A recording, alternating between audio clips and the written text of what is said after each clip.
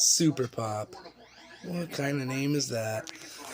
Well, it's Fago, so give it a go anyway. Alright. Mm. Just north of Manhattan, the Bronx feels like a second Puerto Rico, with more than 16% of New York City's Puerto Rican population. We're going to talk more about your food here. It's like I'm drinking a circus. What do you think makes good Puerto Rican food? When you have somebody sitting Ugh. here, It's like if a circus was... Ugh. It's like if they took all of the flavors at a circus and threw it together. Mm. Oh, so weird. It's like cotton candy, but like a bunch of other things too. I cannot describe that. What is going on here? You want to see what's crazy about this? Read the sugar content. Okay, I'm going to read it for you because like I'm a terrible cameraman. Okay. 41 grams of sugar per 360 milliliters works out to be about 13% sugar. That's crazy.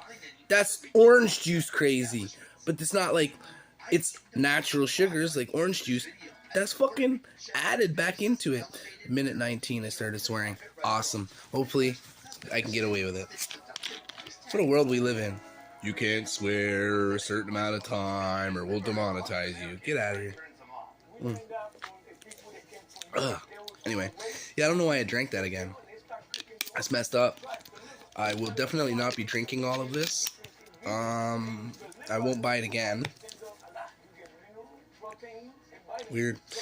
They had like this rocket popsicle, the American one, red, white, and blue. They sell that, Fago. I don't know if they discontinued it or not and replaced it with this.